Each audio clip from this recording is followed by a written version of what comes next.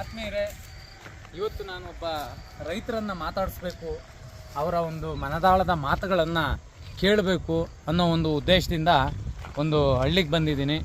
So ರೈತರನ್ನು ಮಾತಾಡಿಸಿ ಅವರ ಪರಿಚಯವನ್ನು ಮಾಡ್ಕೊಳ್ಳೋಣ ಬನ್ನಿ.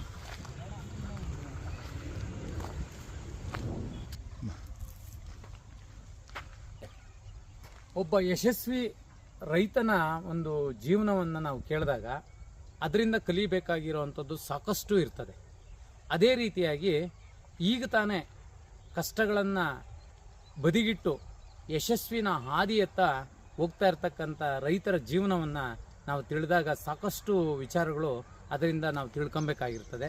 ಸೊ ಹಾಗಾಗಿ ಒಬ್ಬ ರೈತರು ಭಾಳಷ್ಟು ಕಷ್ಟದಿಂದ ಜೀವನ ಸಾಗಿಸ್ತಾ ಒಂದು ಹಂತಕ್ಕೆ ಹೋಗ್ತಾ ಇರೋವಂಥ ರೈತರನ್ನು ನಾನಿವತ್ತು ನಿಮಗೆ ಪರಿಚಯ ಮಾಡಿಕೊಡ್ತೀನಿ. ಬನ್ನಿ ಮಾತಾಡ್ಸೋಣ.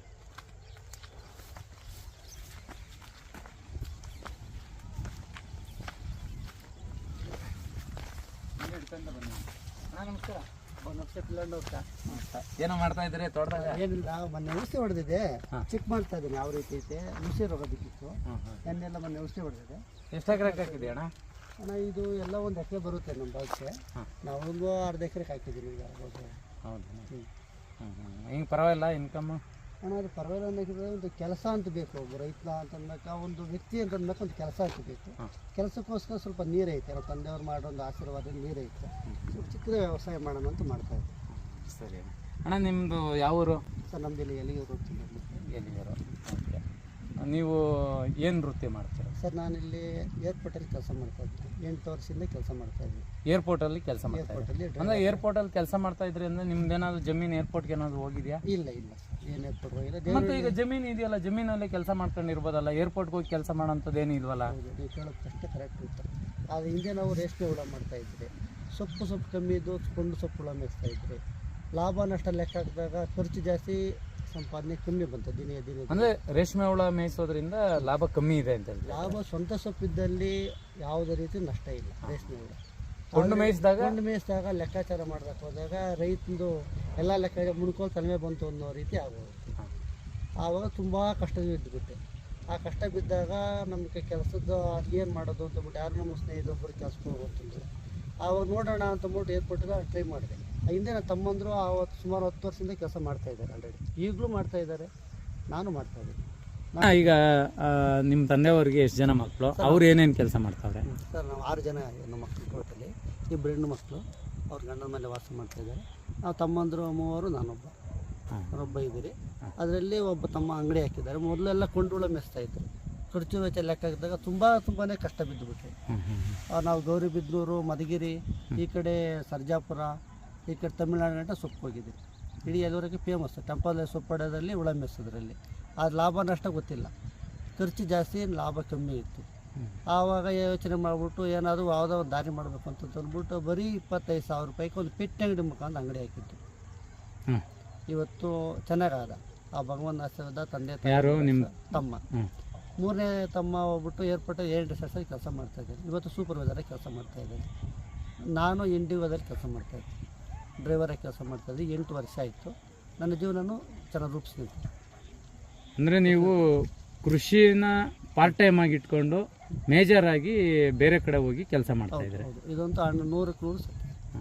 ಈಗ ಕೃಷಿನೇ ನಂಬ್ಕೊಂಡು ಬದುಕೋದಕ್ಕೆ ಕಷ್ಟ ಆಗುತ್ತೆ ಅಂತ ನೀವು ಬೇರೆ ಕಡೆ ಕೆಲಸ ಮಾಡ್ತಾ ಇರೋದು? ಇಲ್ಲ, ಈಗ ಕೆಲಸ ಮಾಡೋಂಥ ವಯಸ್ಸಿದ್ದಾಗ ಕೆಲಸ ಮಾಡಬೇಕಲ್ಲ. ಈಗ ನಾವು ಒಂದನೇ ನಂಬಿಲ್ಲ. ಈಗ ಕೆಲಸನೂ ಮಾಡ್ತಾಯಿದ್ದೀವಿ, ಏರ್ಪೋರ್ಟಲ್ಲಿ ಕೆಲಸನೂ ಮಾಡ್ತಾಯಿದ್ದೀವಿ, ಬಂದು ವ್ಯವಸಾಯನೂ ಮಾಡ್ತಾಯಿದ್ದೀವಿ. ನಂಗೆ ಸಾಥ್ ಕೊಡ್ತಾ ಇರೋದು ನನ್ನ ಹೆಂಡತಿ ಮಕ್ಕಳು ಸಾಥ್ ಕೊಡ್ತಾ ಇದ್ದಾರೆ. ಈಗ 1-2 ಹಸು ಇದ್ದಾವೆ, 2 ಹಸು ಇದ್ದಾವೆ. ನಮ್ಮ ಶ್ರೀಮತಿ ನೋಡಿರ್ತಾರೆ. ಮಕ್ಕಳು ಚೆನ್ನಾಗಿ ಓದ್ತಾ ಇದ್ರು. ಅವರು ಸ್ವಲ್ಪ ಪಾರ್ಟ್ ಟೈಮ್ ಮಾಡ್ತಾ ಇದ್ದಾರೆ ತೋಟದಲ್ಲಿ. ಕುರಿ ಮೇಕೆ ಮಾಡಬೇಕು ಅನ್ನೋ ಒಂದು ಕನಸು ಇದ್ದದ್ದು, ಅದು ಮಾಡ್ತೀವಿ. ಆ ಭಗವಾನ್ ಆಶೀರ್ವಾದ ಬೇಗ ಆಗಲಿ ಅಂತ ಕಾಯ್ತು.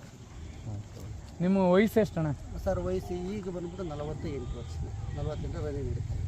48 ವರ್ಷಕ್ಕೇ ನಿಮ್ಮ ತಲೆನಲ್ಲಿರೋ ಕೂದಲೆಲ್ಲ ಉದುರಿಸ್ಕೊಂಬಿಟ್ಟಿದ್ರಿ. ಕಾರಣ ಅಂತಂದರೆ ಮಾನಸಿಕ ಚಿಂತನೆ ಅಂತ ಹೇಳ್ಬೋದು. ಆರ್ಥಿಕ ಸಮಸ್ಯೆಗಳು, ಯಾವುದಾದ್ರೂ ಒಂದು ಯೋಚನೆ ಬಂದಲ್ಲಿ ಮನುಷ್ಯನಿಗೆ ಯಾವುದಾದ್ರೂ ಒಂದು ನ್ಯೂನ್ಯತೆ ಬರುತ್ತಲ್ಲ, ಆ ನ್ಯೂನ್ಯತೆ ನಮ್ಮ ತಲೆ ಕೂದಲಲ್ಲಿ ಬಂತು. ಅಂದರೆ ಸಾಕಷ್ಟು ಕಷ್ಟ ನಷ್ಟಗಳನ್ನು ಬಿದ್ದು ಎದ್ದು ಬಂದಿದ್ರಿ? ಹೌದು ಸರ್, ತುಂಬ ಕಷ್ಟನೇ ಬಿದ್ದಿದ್ದೀರಿ. ಕಷ್ಟದಲ್ಲಿ ಕೈ ಹಿಡಿದಿದ್ದು ನನ್ನ ಏರ್ಪೋರ್ಟು ಇಂಡಿಗೋ ಕೆಲಸ ಅಂತಂದ್ರೆ ಇಂಡಿಗೋಲ್ಲಿ ಅಜೆಂಟ್ ಎಕ್ಸ್ಪೋರ್ಟ್ ಸರ್ವಿಸಲ್ಲಿ ಕೆಲಸ ಮಾಡ್ತಾ ಇದ್ದೀನಿ.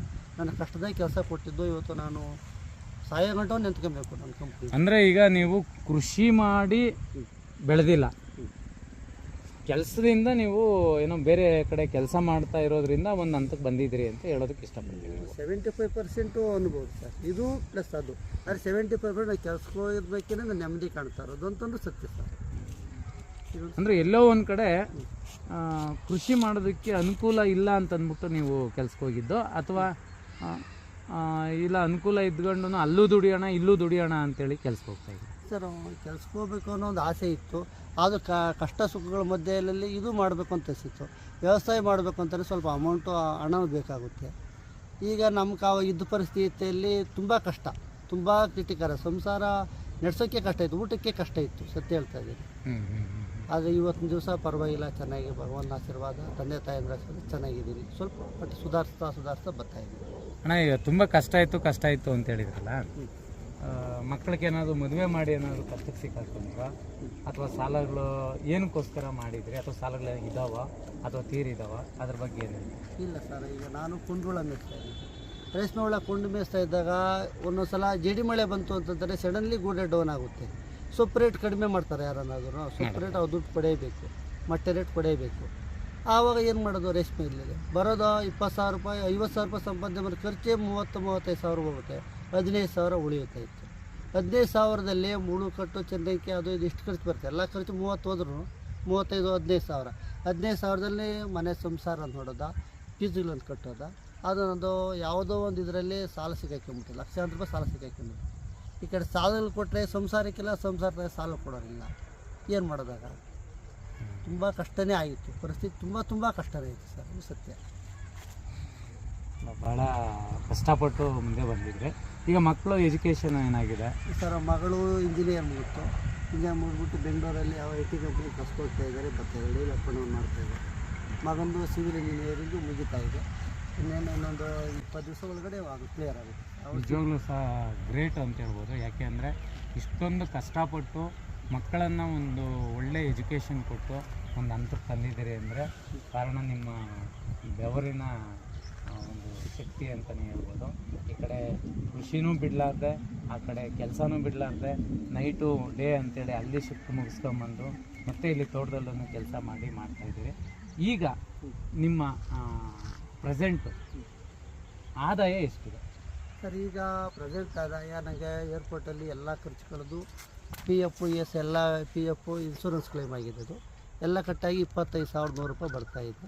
ನೆಕ್ಸ್ಟ್ ತಿಂಗಳಿಂದ ಸಂಬಳ ರೈಸ್ ಮಾಡ್ತೀರಿ ಅಂತ ಹೇಳ್ತಾ ಇದ್ದಾರೆ, ನೋಡೋಣ ಸರ್. ಈಗ ಕೃಷಿನಲ್ಲಿ ತಿಂಗಳಿಗೆ ಎಷ್ಟು ಆದಾಯ ಬರ್ಬೋದು? ಈ ಹೂವಿಂದ ಇರ್ಬೋದು, ಹಸುವಿಂದ ಆಗಿರ್ಬೋದು. ಈಗ ಕೃಷಿ ಸಂಬಂಧಪಟ್ಟದ್ದು ಹೇಳಬೇಕು ಅಂತಂದರೆ, ಈ ಕೃಷಿಗ 100ಕ್ಕೆ 90 ಭಾಗ ನಮ್ಮ ಶ್ರೀಮತಿಯವ್ರದೇ ಕೆಲಸ ಜಾಸ್ತಿ ಇದೆ. ಅದು ನಾನು ಬೆಂತಟ್ಟು ಹೇಳ್ಬೋದು.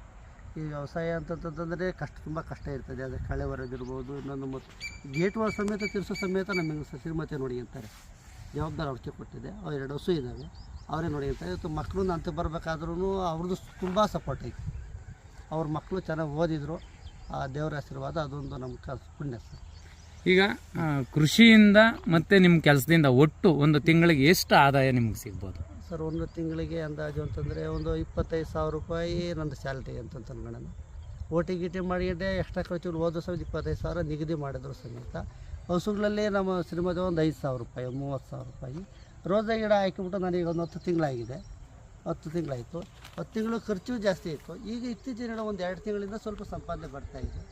ಸಂಪಾದನೆ ತಿಂಗಳಿಗೆ ಒಂದು ಈಗ ಮಿನಿಮಮ್ ಕಮ್ಮಿ ಇರುತ್ತೆ, ಸ್ವಲ್ಪ ರೈಸ್ ಆಗುತ್ತೆ. ಒಟ್ಟು ಒಂದು 35,000 ರಿಂದ 40,000 ಒಂದು 40,000 ರೂಪಾಯಿ ಅನ್ಗಮ್ಮ. ತಿಂಗಳ 40,000 ರೂಪಾಯಿ ತೊಂದರೆ ಇಲ್ಲ. ಈಗ ಸಾಲದ ಬಾಧೆಗಳಿಂದ ಏನಾದರೂ ಹೊರಗಡೆ ಬಂದಿದ್ದೀರಾ? ಇನ್ನೂ ಸಾಲದ ಬಾಧೆಗಳಲ್ಲಿ ಇದ್ದೀರಾ? ಸಾಲದ ಬಾಧೆಯಲ್ಲಿ ಇದ್ದೀನಿ, ಸ್ವಲ್ಪ ಹೊರಗಡೆ ಬರ್ತಾ ಇದೆ. ಈಗ ಪರವಾಗಿಲ್ಲ, ಒಂದು ಹಂತಕ್ಕೆ ಈಗ ಹಂತಕ್ಕೆ ಪರವಾಗಿಲ್ಲ ಸರ್. ಈಗ ಜನಗಳ ಒಂದು ಪ್ರೀತಿನೇ ನನ್ನ ಕಾರಣ.